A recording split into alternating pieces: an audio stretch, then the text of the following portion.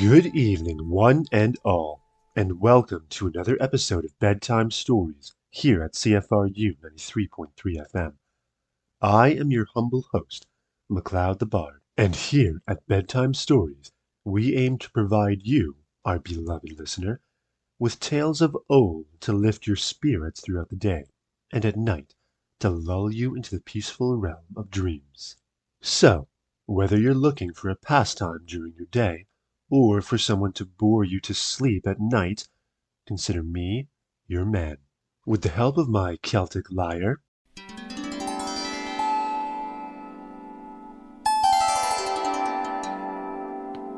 my Gothic harp,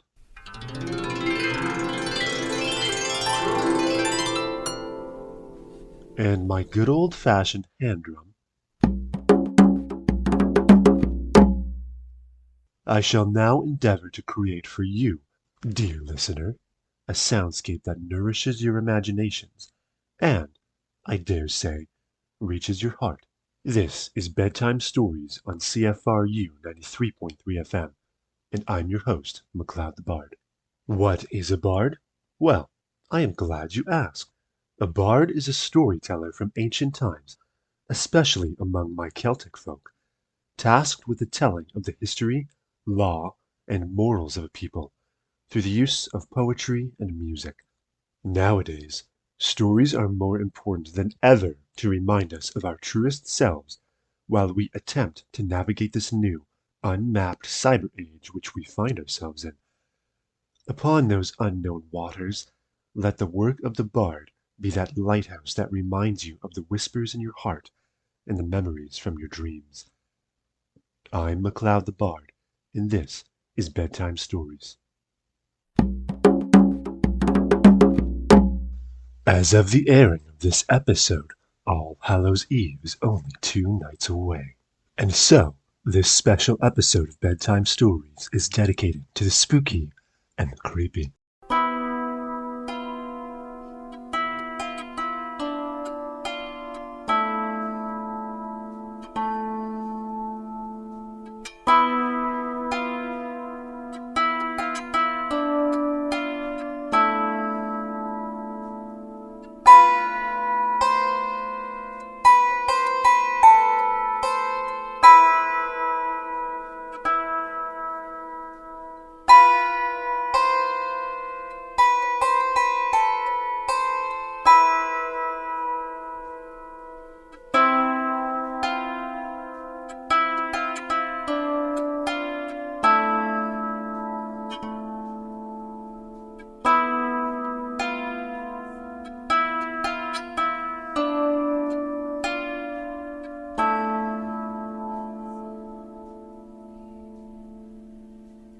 Guises of the Reaper. Late one spring night in the last century, a certain Englishman found himself, to his astonishment, standing in the garden outside his house. He remembered falling asleep in his bed, but he had no memory of waking or walking out the door. Yet here he was, shivering in the chill, his bare feet buried in rain-soaked grass. Another surprise awaited him. When he tried the door, it proved to be locked. The moon had set, and the familiar garden had become a foreign landscape painted in shades of black and gray. His prized privet hedge was an anonymous, hump-backed blur, larger than it looked by daylight. The still bare branches of the trees were skeletal arms stretched wide against the stars. But from the window of his wife's bedroom, light shone warm and welcome into the night. He made for the window at once. His wife could be trusted to admit him to the house, without the usual jokes reserved for wandering sleepwalkers. His wife's bed was directly opposite the window, and he observed, with some disapproval, that she had fallen asleep while the candle still burned. What disturbed him more was the unnatural effect of the candle flames. Her face, sunk among mounds of pillows, looked old and sallow, her hands curled upon the counterpane. seemed parchmented by age. Not wishing to frighten his wife by knocking, he stepped close to the panes and stared, concentrating all his will upon her to make her awake and see him there. Obedient even in sleep, she stirred and sat up. Her eyes focused on the window, looking directly into his own, and he gave a benign and reassuring smile. The result was not what he had hoped. For a moment, his wife did nothing. Then her head began to bob like that of an automaton, back and forth on a straining neck. Her eyes widened and bulged, her mouth opened, the lips drawn back tight. She screamed, as those in nightmares screamed, without a sound. Unnerved, he took a step backward. His wife found her voice, and her shriek rent the air and battered the window pane. It went crazily on and on, punctuated by hoarse and gasping breaths, rising and falling and rising again. He raised his arm and knocked upon the window pane to put an end to the appalling noise. Then he saw a curious sight. He saw it quite clearly and all at once. The gleaming white bones of his forearm, neatly articulated to the bones of his wrist. The pebbly joints of his 5 fingers loosely bound by frayed strings of ligament, and the fluttering shreds of his own winding sheet. The darkness and the nothingness swallowed him once more.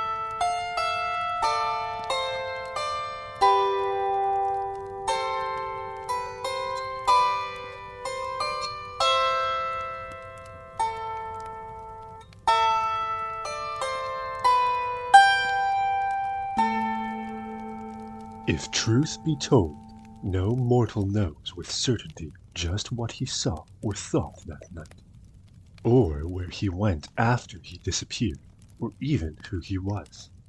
But the woman had no doubts about the identity of her visitor, and with the instinctive sympathy of the long-married, she felt sure she could guess what was in his mind. The grinning skeleton who plaintively tapped at her window could only have been her husband, risen from the grave where he had rested for many years, and somehow compelled to return to home and hearth. He had joined, it seemed, the storied legions of the restless dead, those ghosts of men and women who, although no longer of this world, have yet to find peace in another. In centuries past, and even now, although the present age is less hospitable to them, members of the spirit company frequently appeared among mortals. They came in an infinity of guises and for a multitude of reasons. Some manifested themselves as nothing more than rustlings in halls, cold spots on floors, or shadows in corners. Some took human form, their aspects familiar save for the ashen pallor imparted by the grave, and a frightening, elusive insubstantiality. They appeared and disappeared at random, existing as they did in another dimension. The barriers of the ordinary world, walls, roofs, floors, and doors, had no meaning for them, and they passed effortlessly through solid structures. Most disturbing of all were ghosts who came not as they had been in life, but as in death of long standing, their briefly animated corpses beribboned with tattered, earth-caked remnants of shrouds. Some, maimed or mutilated at the moment of death, returned in like fashion, armless or legless, or horribly headless. As for the motives that impelled the hauntings, they evidently were as varied as those that informed the actions of the living. Some ghosts came to complete business unfinished in life. Some, victims of real or fancied wrongs while living, came bent on vengeance. Some, malefactors while alive, existed in perpetual punishment, doomed to reenact their crimes forever, denied the easeful rest of death. Some returned to life because they were summoned by the living. Ghosts could be called from the grave, although only the foolhardy or careless would do so. Still, others did their spectral work for no apparent purpose, driven by malevolent forces terrifyingly meaningless to their living victims. It was as if they were consumed by envy of anyone still possessing the gift of life. And some ghosts were only harmless, wistful spirits, apparently unable to leave the familiar scenes of their past. The sight of these apparitions, no matter how innocuous they might be, almost always struck terror in the hearts of the living. The fear of the dead is an age-old fear. That they should walk again seems to violate the processes of nature and deny the rules that reassure humankind of the essentially orderly structure of the universe.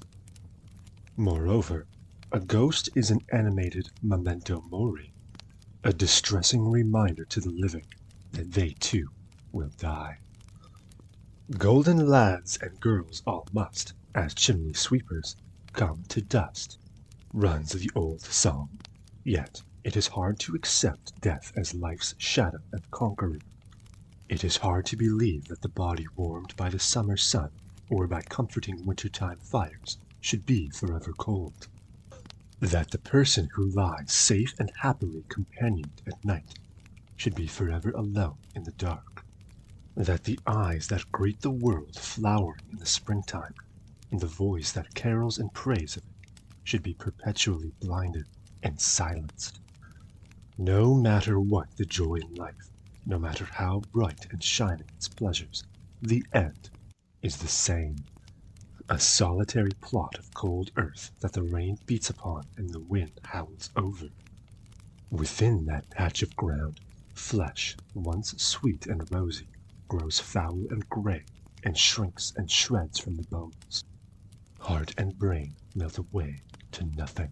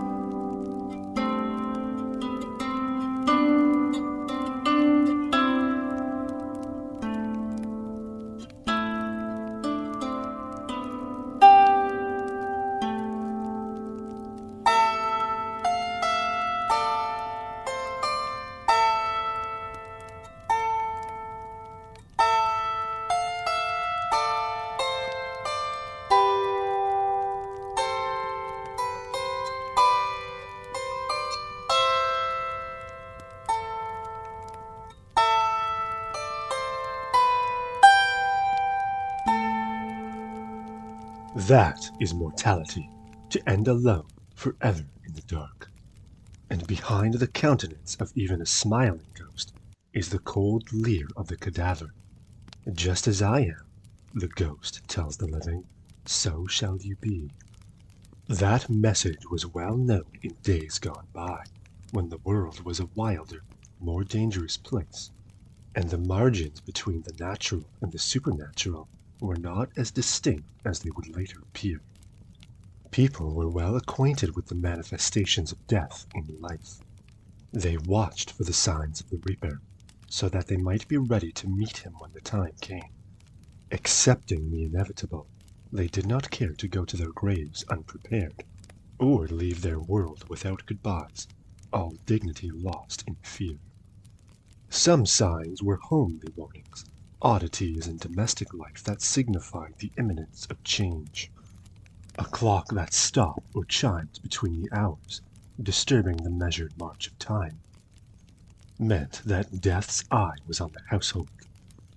A guttering candle whose melting wax slid down the shaft in a broad stream. A winding sheet shade was another. Bees that swarmed not to fields or orchards in their quest for nectar, but down chimneys and houses, so many winged souls searching for companions, were another.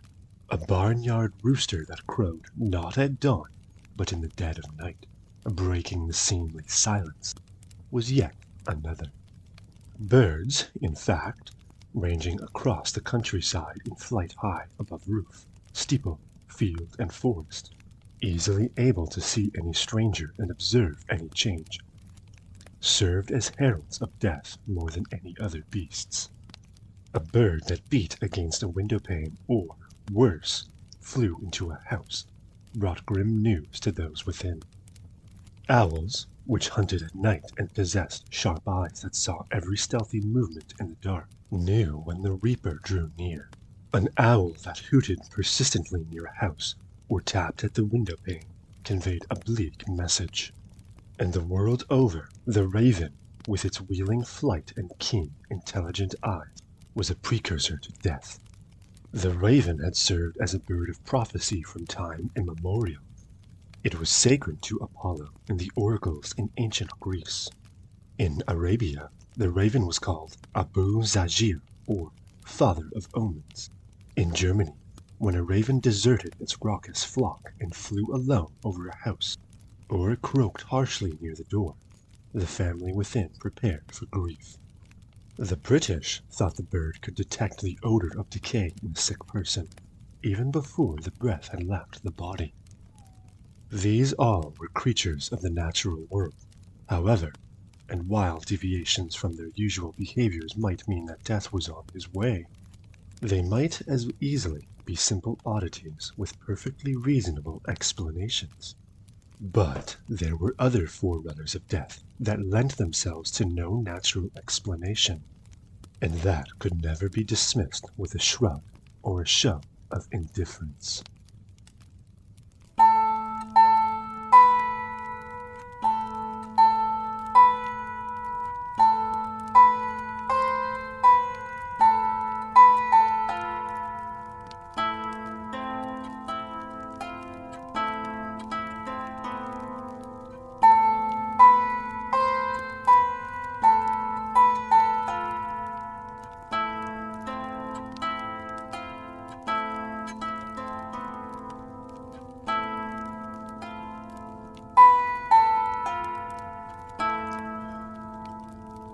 Such were black dogs, night walkers feared throughout the British Isles. The dogs that preceded death were given various names: Black Shuck in East Anglia, Skriker and Trashhound in Lancashire, Padfoot in Yorkshire, but all were of the same foul race. They appeared on dark nights in country lanes, loping easily along, eyes searching for solitary travelers who should have been safe at home. The people of Lancashire said that as such a dog approached, it swelled and grew until it was the size of a calf, and its saucer-wide eyes glowed red and dark, fired by malice and hunger. Those who saw the dog knew, even though it passed them with little more than a sideways glance, that their time had come. No less eerie were the banshees that wailed for the dying throughout the British Isles and France. The name comes from the Gaelic Bean Sidhe, meaning woman of the fairy folk, and some banshees were indeed of fairy lineage. Others, it was thought, were ghosts themselves. They seemed attached to individual families, and they mourned the coming intrusion of death into the clan. Family members might hear their terrible cries swirling around the house in the night, rising, it seemed, from the very walls and floors. Sometimes the wailing came from out of doors, and those within who looked from a window would see a rail-thin woman, her face white, her long hair streaming, her eyes blood-red with weeping. She would drift in the air around the walls, peering through the window panes to search for the one whose death she awaited. When she found that one and beckoned, the person had to go. In Scotland, the banshee took another form. She was called Bean Ní Hé, or washing woman, small and squat, sometimes even grotesquely childlike in appearance. The Bean Ní Hé was seen by travelers passing remote pools and foods. She ceaselessly beat blood-stained shrouds upon the river stones and wrung the water from the cloth, and sometimes she crooned a dirge all to herself. It was said that the traveler who dared to address her would hear the names of those about to die, and would also hear, if he wished, his own fate foretold. The Bean Ní Hé was frequently described as a ghost herself, usually the ghost of a woman who had died in childbirth. This was an untimely death, a curtailment of the normal course of a life. The dead mother was doomed to be a beckoner of the living, washing the shrouds of those among them who were about to join her, until the date of what would have been her natural death had been reached. There was another beckoner, much less obtrusive than the banshee, one not attached to Celtic countries. It appeared in every land and in every walk of life. It was a quiet creature, but its demand was inexorable, and all who saw it knew its intent. A 17th century tale shows it at work.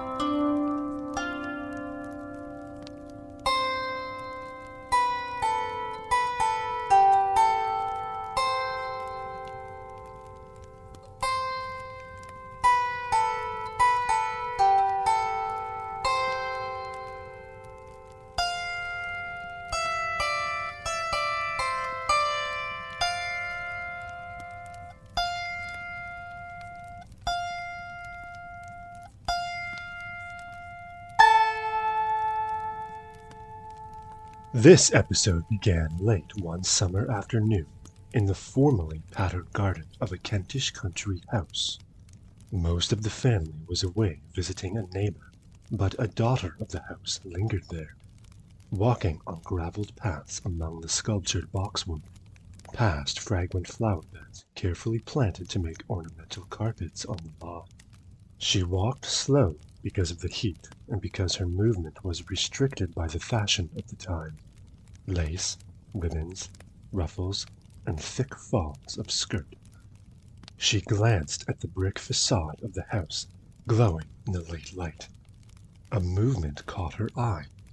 In the dark square of a window, she could see the pale oval of a face, indistinct at this distance, yet seeming to regard her steadily. It was, no doubt, a servant idling about upstairs. The young woman took another turn around the garden, but the afternoon was fast dimming into dusk, and from the river that coursed nearby, mist began to rise and curl gently across the lawns, bringing a chill with it. The woman went indoors. The house seemed unnaturally quiet. In the hall, she paused, overcome by the sensation not, of course, uncommon in an empty house, that she was being watched. Nothing was in the hall, however, save for ancestral portraits. The usual collection of bewigged gentlemen and white-haired ladies, swathed in folds of gleaming fabric, and attended by solemn children and arrays of lapdogs. In the center of the hall, a great stair wound up to the second floor of the house. As the woman set her foot on the first tread, she heard a rustling high above. She looked up and saw what might have been the hem of a petticoat in the shadows of the landing. This disappeared instantly. Her eyes had deceived her. She went to her own bedchamber. It was still warm there from the sunlit day, and the air that drifted in the open windows was laden with the scents of water and earth. In the perfect stillness, she heard a rook cry harshly as it flew to its roost in the homewood. She walked to a mirror and inspected the oval of her face. A curl had tumbled from its ribbon onto her cheek, and she raised her hand to tie it back. Hands still in midair, she froze, watching the mirror intently. A woman had come in the door behind her. The image grew clearer as the figure approached, petticoats rustling. The intruder stopped just behind the young woman and stared into the glass. Then the newcomer shifted her gaze to the woman and moved her lips in a mechanical parody of a smile. The young woman pressed her hand to the glass. It was herself who stood beside her, exact in every physical detail. But the breast of her twin did not rise and fall with breathing, and no voice came from the pallid lips. When the family came home later in the evening, they found the daughter on her bed, feverish, racked with pain, and clearly dying. With her last strength, the young woman whispered of the encounter, repeating the tale again and again in tones of terror. Her eyes were still bright with fear when she died. The woman had seen the most frightening of apparitions, in Britain variously known as the double or fetch or co-walker, and in Germany called the doppelganger or double-goer. These were spirits who could assume the physical form of those about to die. Sometimes they appeared to friends or relatives of the dying, and their mimicry was so convincing that, if they were met casually walking along the street, they might be taken for the person involved. More often, however, they delivered their silent message to that person alone, and after death occurred, it was said the double shed the mortal image and fled to whatever world had spawned it.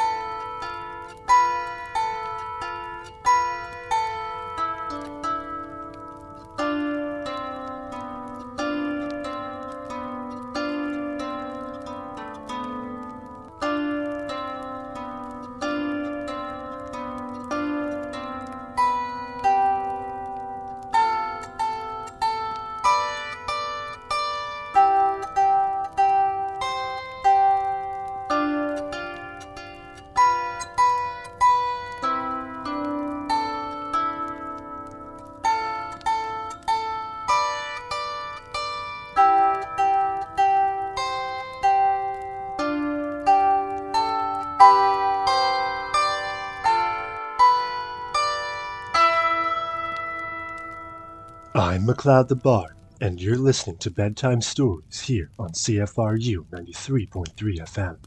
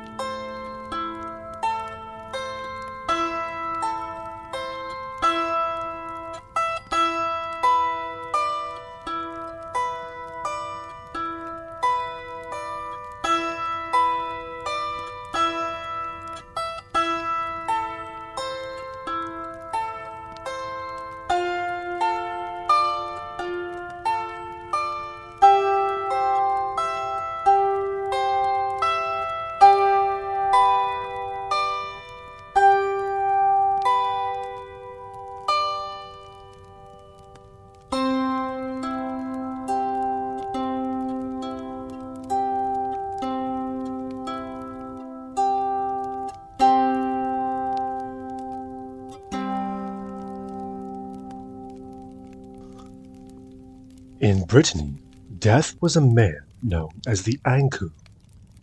Some said that he was none other than the fratricide Cain, eldest son of Adam, the first man, who was doomed to roam the earth forever as a collector of human carrion. Others thought that he was the ghost of the last man to die each year, coming back to fill new graves before yielding place to his successor. Most people simply accepted him as Death. All agreed, however, about his appearance, tall and gaunt, often wearing a wide-brimmed hat, and sometimes manifest as a whitened skeleton swathed in a ragged shroud. The Ankou was a night stalker, emerging when prudent folk were safely indoors. He walked the lanes of the province with a peculiar, awkward gait, his head turning swiftly from side to side with each step, scenting the air, for his eye sockets were empty. The Ankou was blind. Sometimes he carried a club or a sword. Sometimes he went about with a scythe slung over his shoulder. Always he was accompanied by a cart drawn by horses or oxen, which he used to carry away those he had come to claim. This betrayed his presence. Living folk in their houses could hear through the shutters the creaking of the cart wheel and the heavy footfalls of the Deathbringer. Once, it was said, the Ankou could see. An eerie flame flickered in the eye sockets. But that light was snuffed out by a being more powerful than the Ankou himself. It happened, the story goes, that St. Peter descended to earth and fell into step beside the Ankou and his cart. The two powerful beings walked in silence down a dirt lane bordered by hayfields. There, in the late dusk, a farmer and his servant still labored. At the sound of the cart's creaking axle, the birds ceased their singing, and the farmer dropped to the ground. Attempting to make himself invisible, he motioned his servant to do the same. The servant was a simple man, however. Like most Bretons, he had a fine musical voice, and he continued to scythe the hay, singing a jovial and lilting song as loudly as he could to keep up his courage. The Ankou brought the cart to a halt, and the gaunt face turned towards the singer. "You will be dead in 8 days," he said dully. But the servant only sang louder. At this challenge, the green fire blazed in the Ankou's eyes, and he turned to his companion, ready to prove his power. But St. Peter defended the servant and berated the Ankou for wishing capricious death on an honest man, engaged in honest labor.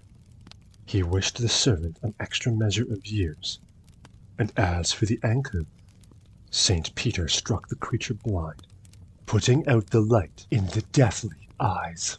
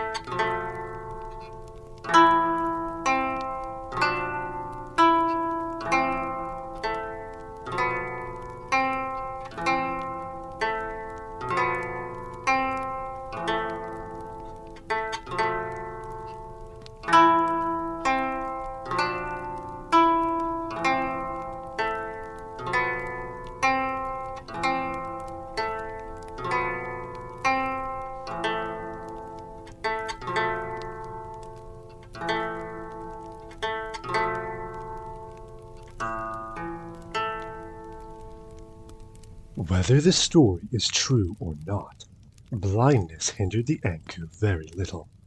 From dusk to the hour just before dawn, he continued to travel the roads and byways of Brittany, from Nantes to Rennes to Finisterre, patiently waiting for those who ignored the curfew bells. The unwary would find themselves struck between the shoulder blades by a heavy hand, pushed face down into the dirt of the ditches, their nostrils filled with the earth that soon would be their home. Those trapped thus at dusk were lucky. They might live for another 2 years. But the people who met the anchor late at night would die before the month was out. The anchor was a plodding workman himself, with his wide-brimmed hat, his creaking wooden death-cart, and his limitless, quiet patience. In this respect, he was quite different from the death harbingers to the north and east. In Germany and Scandinavia, in Scotland and Wales and England, death came for his victims with a cold, triumphant shout. He rode a mighty horse and led a wild troop of huntsmen across the night sky. When silvered clouds scudded past the moon's face, the troop might appear as shadows galloping on the winds, surrounded by spectral hounds.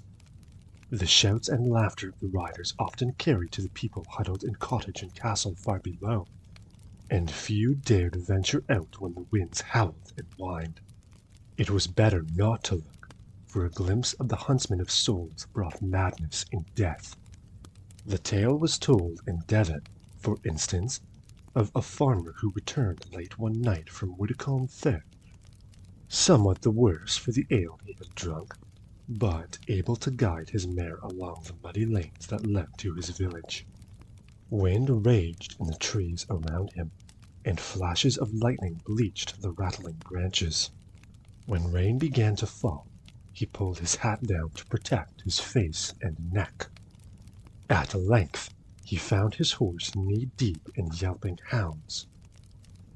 The dogs danced impatiently at his stirrups. He looked up. A black-clad huntsman stood motionless before him, astride a gleaming black horse. The huntsman's own broad-brimmed hat hid his face in the shadow. There were bodies, of what animals the farmer could not tell, slung across the huntsman's saddle.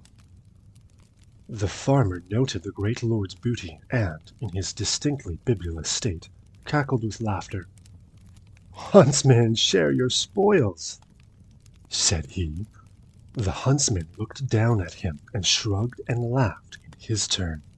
He tossed a parcel at the farmer, wheeled his horse, and disappeared into the night, taking his hounds with him. With rain-slicked hands, the farmer fumbled at the parcel. The wrappings fell away, and the man started violently. The parcel held the body of his small son, blue and stiff. Yet when the farmer blinked and looked again, all he saw were his own wet hands. He kicked his mare and sped home as fast as the beast could travel. His wife awaited him, wailing. The infant boy she held in her arms was dead. People speculated about the identity of the huntsman who rode the night skies and pierced the air with his shouts and horn blasts. In the northern lands, he was said to be Woden, god of the Norse and Teutonic tribes that had roamed the vast forests of Scandinavia and Germany. Preceded by owls and attended by ravens, the god bestrode a milk-white horse. Around him the fabric of his great cloak rose sail-like into the air, and his bright eyes were alert for unwary mortals. In Wales, the wild hunt's leader was identified as Gwyn ap Nudd, king of the underworld. In England, the leader of the Skywiders was variously said to be the ancient British King Harla. King Arthur, or Herne, a huntsman who had hanged himself from an oak in Windsor Forest, and paid for the suicide by riding forever. Sometimes the huntsman was called simply Death, or the Devil. As for his henchmen, that whooping, screeching, horn-blowing host, they were thought to be the tormented souls of the dead, come back to help in the harvest of victims. The Cornish had another name, and a tale behind it for the huntsman. They called him Dando.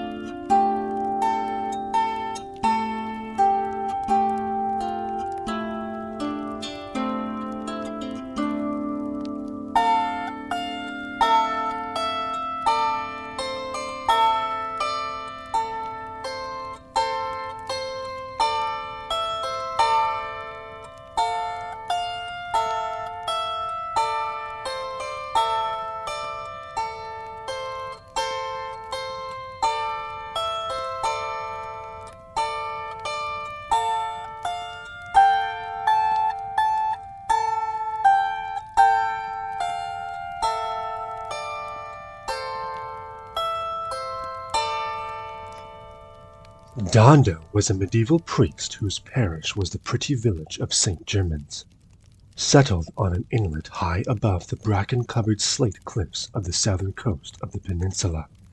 He was hardly a model of priestly rectitude. Below his gleaming tonsure, a fat face bulged, laced with a network of veins that spoke of drink and self-indulgence. And, in fact, wine, the riotous company of the young bucks of the town, and the attentions of complacent young women led Dando's list of earthly pleasures. He was also enamored of hunting. Many a day when he should have been tending to his priestly duties, he could be found galloping through the valleys and over the high pastures of the region, trailing a pack of hounds in search of deer, fox, and any small game that dared appear. One autumn Sunday, of all days for such a man to follow such pursuits, Dando and his merry company ranged out across the countryside, 30 or 40 strong. They thundered across the tiny freeholds of the neighborhood, trampling the grain and leaving in their wake a jumble of uprooted onions and turnips and a scattering of terrified sheep. The farmers who worked the little plots clenched their fists when they saw the damage, but any curses were only muttered, for people feared priestly powers in those days, even the powers of such a priest as Dando.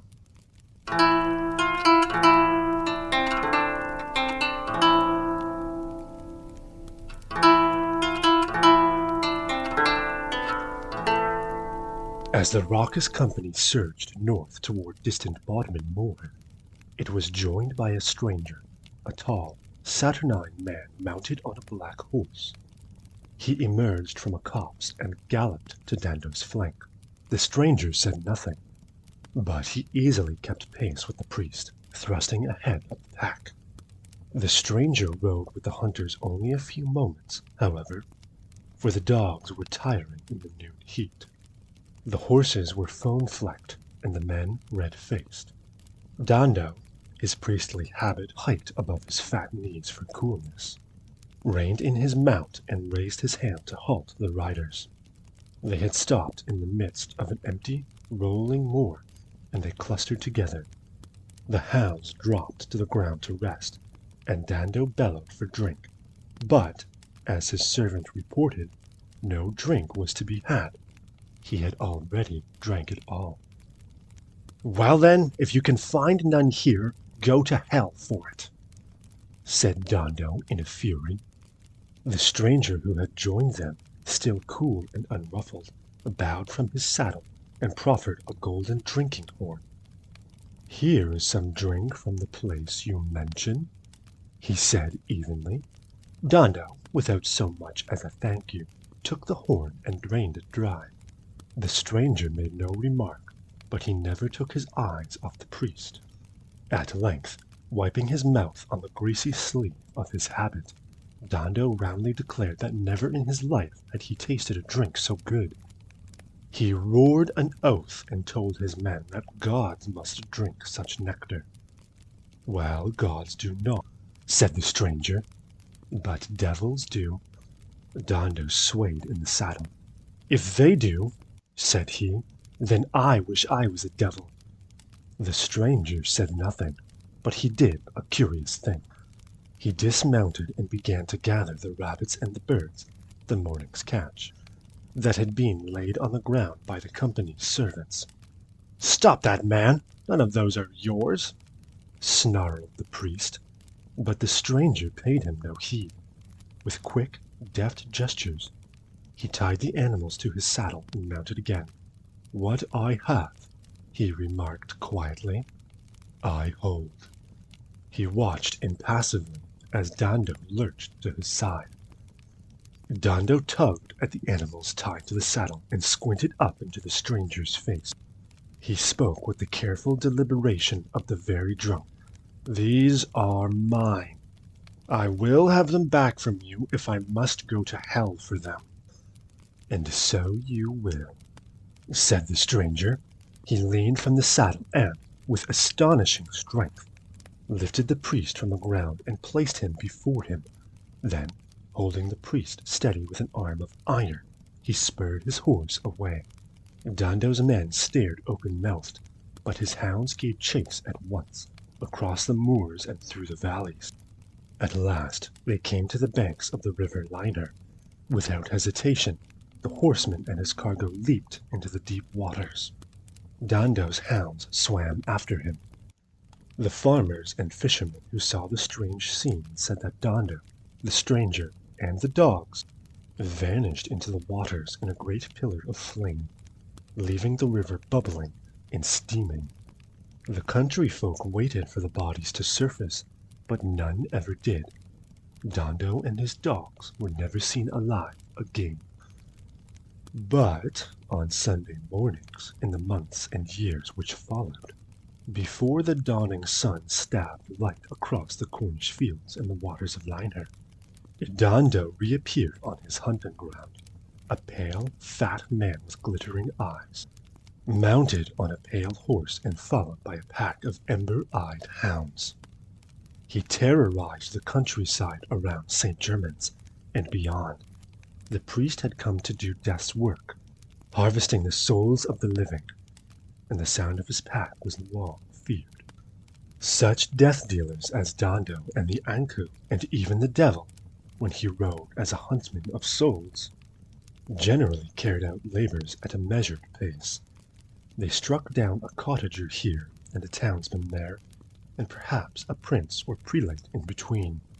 Death seemed on occasion to be untimely, but it scarcely disturbed the even tenor of the world.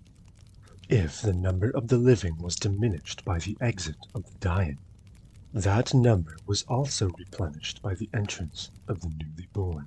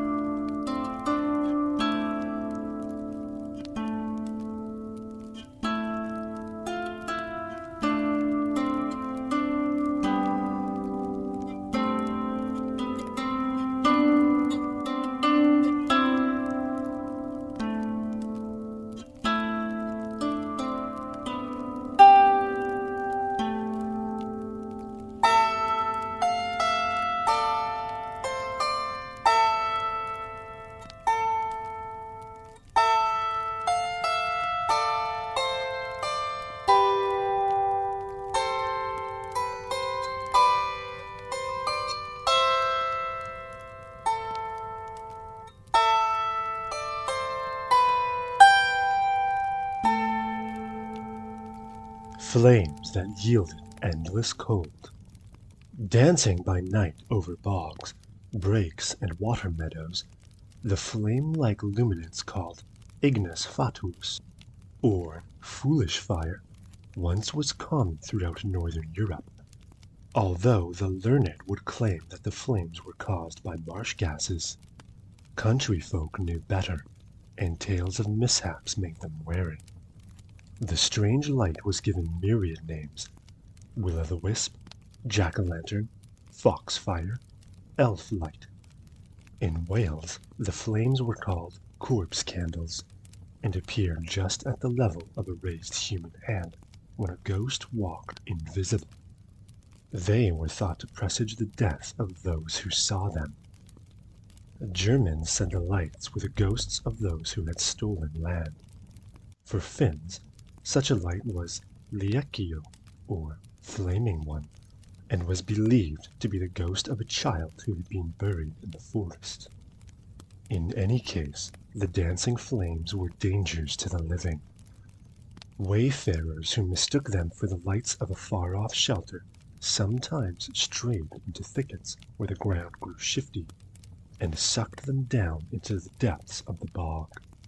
Those who followed ghost lights, people said, were led to join the company of death.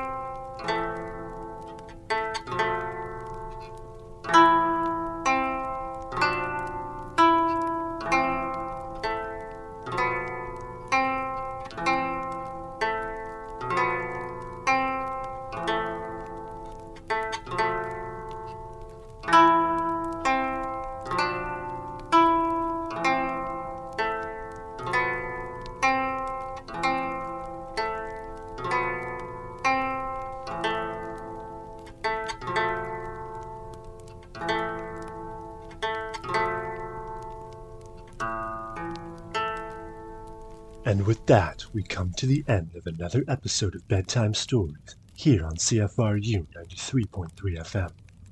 I'm MacLeod the Bard, and I hope you enjoyed, dear listener, exploring the spooky supernatural with me this evening. Next up is Mr. Roberto Veri of Unmonitored, and I have no doubt that he has something special in store for you this evening. Well, Mr. Roberto, the audience is trembling with tales of the Reaper, and now they're all yours. To one and all, I wish you not a good night or sweet dreams, but a haunted Halloween and numerous nightmares.